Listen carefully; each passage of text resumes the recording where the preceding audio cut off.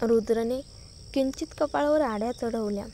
तू काव्याकडून काही जाणून घ्यायला आली आहेस बरोबर, तो म्हणाला. तेवढ्यात दिव्या आणि शिवाही आतून बाहेर आले. काय झालं? दिव्या आश्चर्याने विचारते. साक्षी मेली आहे, काव्याने शांत पण थरथरत्या आवाजात सांगितलं. काय? दिव्या दचकली. तेवढ्यात पोलिसांनी काव्याकडे वळून विचारलं. तुम्ही काव्यांना आमच्यासोबत चला, या घटनेबद्दल काही प्रश्न विचारते आहेत. काव्याच्या मनात अचानक काळी शंकेची लाट उसळली. रुद्र लगेच तिच्यासमोर उभा राहिला. तिच्याकडूनच प्रश्न का विचारायचे आहेत? त्याचा आवाज थंड होता. राष्ट्राध्यक्ष गायकवाड, आम्ही फक्त आमचं काम करत आहोत, पोलिसांनी शांतपणे उत्तर दिलं. ठीक आहे, मी येते, काव्याने रुद्रकडे पाहत म्हटलं. रुद्रने काही क्षण काळोख्यासारखा नजरेने तिच्याकडे पाहिलं आणि म्हणाला, मी सुद्धा पोलीस स्टेशनला तुझ्यासोबत येतो. काव्या थोडी थांबली, पण मग मान हलवली. पोलीस स्टेशनमध्ये आज सकाळी 8 ते 10 या वेळेत तू कुठे होतीस? काय केलंस? एका पोलिसाने विचारलं. तुम्हाला वाटतं साक्षीच्या मृत्यूचा माझ्याशी काही संबंध आहे? काव्याने विचारलं.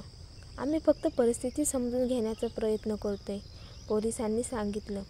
काव्या थोडा वेळ शांत राहिली आणि मग म्हणाली, तिनेच मला भेटायला बोलवलं होतं.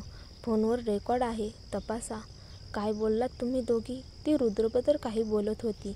तिने आधी तुझ्यावर अत्याचार करून घेतला होता ना, तुला तिचा राग होता का? काव्याने नजरेत ताकद आणत उत्तर दिलं. आम्ही तक्रार दिली आहे, ती लवकरच पकडली जाणार आहे, मग मी का राग धरू? ठीक आहे, तू तिथून निघालीस ते केव्हा? कदाचित अर्धा तास झाल्यावर. मला नीट आठवत नाही. ते कोणी पाहिलंय का? कॅमेराचं फुटेज असावं, ती म्हणाली. तेवढ्यात दरवाजाकडे नजर गेली. रुद्रचा वकील आला होता. वकील गेल्यावर रुद्रने पोलिसांना विचारलं, ती कशी मेली? तिला हृदयात वार करण्यात आला, जागेवरच मृत्यू झाला, पोलीस म्हणाले. आणि मग काव्याकडे पाहत पुढे म्हणाले, तुझ्यासाठी परिस्थिती फार अनुकूल नाही. तू मुख्य संशयित आहेस. पुढच्या चौकशीसाठी पुणे सिटी सोडायची नाही. काव्याच्या डोळ्यात धक्का स्पष्ट दिसत होता. रुद्रने आश्चर्याने विचारलं, ती कोठे मेली?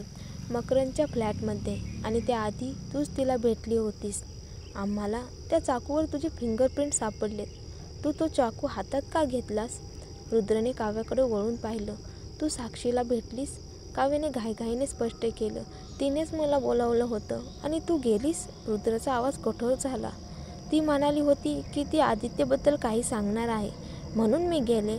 आणि मग काय झालं? रुद्रने तिच्याकडे रोखून पाहिलं. ती अचानक चाकू घेऊन माझ्यावर हल्ला करायला आली. मी ती थांबवली, तेव्हाच माझे ठसे लागले असावेत. मग मी तिथून निघाले. तिने रुद्रचा हात धरला. मी शपथ घेते, मी तिला मारलं नाही. ती लवकरच तुरुंगात जाणार होती. मग मी काय गरज होती तिला मारायची? पोलिसांनी विचारलं. तू खात्रीने सांगू शकतेस की ती जिवंत होती जेव्हा तू गेलीस? हो, मी तिला जिवंत सोडलं आणि चाकू मी जमिनीवर ठेवला. काव्याचा आवाज थरथरला. शांत राहा मिस काव्या. जर हे अपघाताने झाले असेल तर शिक्षा कमी मिळू शकते. मी काहीच केलं नाही, ती ओरडली. मी तिला नाही मारलं, कधीच नाही. ती रुद्रकडे वळली. तू माझ्यावर विश्वास ठेवतोस ना? रुद्र थोडा वेळ गप्प राहिला आणि मग हळूच म्हणाला, मला तुझ्यावर विश्वास आहे, पण तो खरा विश्वास होता का? काव्याने कटू हसू केलं. मी विसरले होते, ती तुझी पूर्वप्रेमिका होती. तुझ्या मनात अजूनही तिच्याबद्दल काही भावना आहेत. काव्या, रुद्र काही बोलणार, तेवढ्यात ती निघून गेली. बाहेर दिव्या आणि शिवाय थांबलेले होते. काव्याचा चेहरा पाहताच दिव्या धावत आली. काव्या, काय झालं? ती काही बोलली नाही, फक्त पुढे निघाली. शिवाय मागे धावून रुद्रकडे पाहत विचारलं, त्यांना काव्यावर संशय आहे का? रुद्रने मान हलवली. आणि तुलाही? शिवायने विचारलं. नाही. मग तू एवढा अस्वस्थ का दिसतोयस? कारण मला समजत नाही, ती साक्षीला भेटायलाच का गेली? रुद्र म्हणाला. सगळे पुरावे तिच्याकडेच निर्देश करतात. पण ती एकटी मुलगी आहे, ती कोणाला मारेल? शिवाय म्हणाला. ठीक आहे, जाऊया. काव्याला आता तिच्या घरी जायला देता येणार नाही. ती माझ्याजवळ राहिली पाहिजे, तिच्या सुरक्षेसाठी, रुद्रने ठाम स्वरात सांगितलं. शिवायने मान हलवली. बाहेर आल्यावर रुद्र म्हणाला, सामानावर आणि माझ्याजवळ राहायला चल. काव्याने थंड नजरेने विचारलं, का? तुला वाटतं मी पळून जाईन? तसं नाही, शिवाय पटकन म्हणाला. तो तुझी काळजी करतोय काव्या. तू नेहमी त्याचा गैरसमजच का करतेस? काव्याने ओठ चावले पण काही बोलली नाही. रुद्र वळला. चल, आणि तसंही तू घरी राहू शकत नाहीस. आयशाही धोक्यात येऊ शकते. आयशाचं नाव ऐकताच काव्याने काही न बोलता मान हलवली. ते घरात परत आले. दार उघडताच मावशी धावत बाहेर आली. सर, घरात एक पाहुणी आले आहे. ती म्हणते ती साक्षीची आई आहे. रुद्र आणि काव्याने एकमेकांकडे पाहिलं. दोघेही आश्चर्यचकित. रुद्र पुढे गेला. काव्य त्याच्या मागोमाग. सोफ्यावर एक सुसंस्कृत पण डोळ्यात पाणी भरलेली स्त्री बसलेली होती. ही साक्षीची आई, काव्याने मनात विचारलं. तिचे कपडे, दागिने काही दिवाळखोरीत गेलेल्या कुटुंबासारखं वाटत नव्हतं. ती दोघांना पाहतच उठली. रुद्र, पुन्हा भेटू असं वाटलं नव्हतं. रुद्रने डोके खाली केले. आत्या, तुम्हाला बातमी समजली आहेच, पण इतक्या लवकर का आलात? मला आत्या म्हणू नकोस, ती ओरडली. तू साक्षीला मारलं आणि तरीही मला आत्याचं म्हणायचं धाडस करतोस? काही दिवसापूर्वी मी परदेशात गेले होते. विचार केला तुम्हाला थोडं एकटे राहू देते, पण माझ्या त्या दयेनेच माझी मुलगी हरवली. तू माझ्या मुलीचं आयुष्य घेतलं आहेस. ती रुद्रवर झेपावली आणि त्याला मारायला लागली. मॅडम, काव्याने लगेच पुढे येऊन रुद्रसमोर उभी राहिली. ती स्त्री थांबली, पण तिचा आवाज आता कडक झाला. तुला वाटतं मी काहीच करू शकत नाही कारण माझं कुटुंब दिवाळखोरीत गेलं? ऐक, मी पुन्हा लग्न केलं आहे. माझा नवरा आहे राजदीप दिवाण. त्याचं नाव ऐकलं असशीलच. जर तू या गोष्टीचं उत्तर दिलं नाहीस तर मी तुला सोडणार नाही. शेवटपर्यंत लढेन. गायकवाड घराच्या मोठ्या सभागृहात शांतता होती, पण त्या शांततेच्या आत एक प्रचंड ताण दडला होता. काव्या समोर उभी होती. तिच्या चेहऱ्यावर थकव्याची, भीतीची आणि अन्यायाची छाया होती. तिच्या भोवती सगळं काही जणू थांबलं होतं. ती होती रेणुका दिवाण, साक्षीची आई. हीच ती बाई, ती किंचाळली, माझ्या साक्षीचा जीव घेणारी, सापाची जात मारेकरी. काव्य थरथरली, पण तरीही स्थिर आवाजात म्हणाली, मी कोणालाही मारलेलं नाही मिसेस दिवाण. माझ्या साक्षीशी तसा काही संबंधच नव्हता. रेणुका तिच्यावर झेपवणार इतक्यात रुद्र तिच्या मध्ये आला. त्याचा चेहरा निर्विकार, पण आवाजात लोखंडाचा थरकाप होता. मिसेस दिवाण, तो म्हणाला, हे गायकवाड कुटुंबाचं घर आहे. तुमचा नवरा इथे असता तरी त्यालाही एवढं धाडस झालं नसतं. आता सांभाळा स्वतःला, नाहीतर मला हात उचलावा लागेल. त्या शब्दाने रेणुका क्षणभर थबकली. तिला आठवलं, रुद्र हा फक्त व्यावसायिक नाही तर एक प्रभावशाली नाव आहे, ज्याला विरोध करणं म्हणजे स्वतःचं नुकसान. पण आईचं हृदय शांत होतं का कुणाचं? ती काव्याकडे बोट दाखवत म्हणाली, तू माझ्या साक्षीला मारलं आणि तू, रुद्र, हिला वाचवतोस. तुला साक्षीचा चेहरा आठवत नाही का? तिचं तुझ्यावर प्रेम होतं. रुद्रचा चेहरा अधिक गडद झाला. जर काव्याने खरोखर गुन्हा केला असेल तर कायदा तिला सोडणार नाही, पण पुराव्याशिवाय आरोप करणे योग्य नाही. साक्षीच्या आत्म्यासाठी तरी शांत राहा.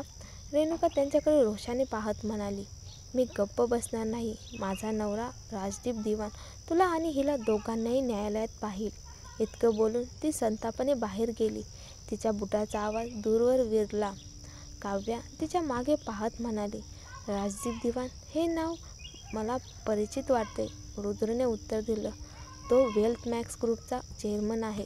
परदेशी कंपनी, पण भारतातही मोठे व्यवहार आहेत. मीही अपेक्षा केली नव्हती की रेणुका दिवाण त्याच्याशी लग्न करेल. काव्या थोडी शांतपणे म्हणाली, जर ती मला पुन्हा त्रास द्यायला आली तर तुला अडचण येईल का? रुद्र तिच्याकडे पाहत म्हणाला, राजदीप मला हात लावणार नाही, पण तू सावध राहा. काव्या, अजून सगळं स्पष्ट नाही. बाहेर जाणं टाळ.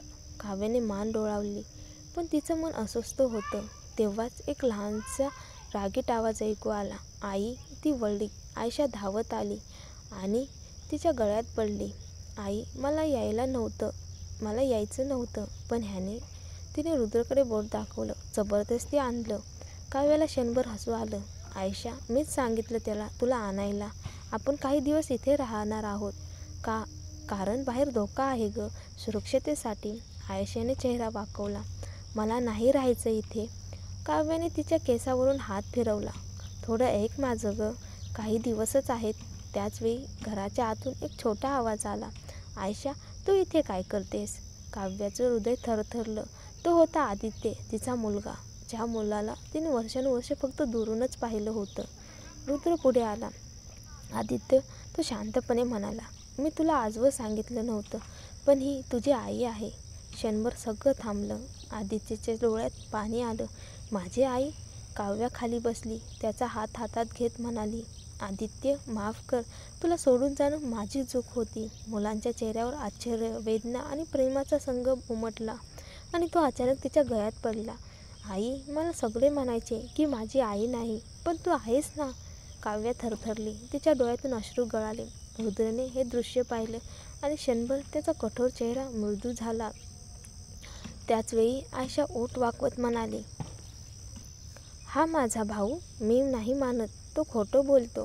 ती रागाने आत पळाली, पण 2 पावलं गेल्यावर थांबली आणि रुद्रकडे वळून थंड आवाजात म्हणाली, मग आम्ही कुठे राहणार आहोत? रुद्र तिच्याकडे पाहत म्हणाला, चल मी दाखवतो. तो तिचा हात धरून आत नेलं. काही वेळानंतर आदित्यने काव्याकडे पाहत विचारलं, आई, मी खोटं बोललो म्हणून आयशा माझ्यावर रागवली आहे. आता ती मला आवडत नाही का? काव्या त्याच्या केसावरून हात फिरवत म्हणाली, असं नाही गड्या. ती थोडी हट्टी आहे, पण मनाने चांगली आहे. तू फक्त प्रामाणिकपणे माफी माग. ती नक्की माफ करेल. पण तुला तिच्या रागाचा त्रास नाही होत का? का होईल? ती माझीच मुलगी आहे ना, आणि तू तिचा भाऊ. मुलींना समजून घेतलं पाहिजे. तू मोठा आहेस, संयम ठेव. आदित्य हसला. ठीक आहे आई, मी तिच्याशी पुन्हा बोलतो. काव्याच्या डोळ्यात आनंद आणि कृतज्ञता दोन्ही. वर्षानुवर्षे विखुरलेलं तिचं कुटुंब अखेर एका छपराखाली उभं राहिलं होतं. संध्याकाळी काव्य हॉलमध्ये बसून टीव्हीवरील बातम्या पाहत होती. साक्षीच्या मृत्यूबाबत कुठलीही बातमी नव्हती.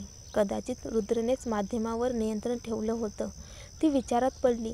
रुद्रने माझ्यावर संशय घेतला नाही का? मी त्याच्यासाठी काय आहे?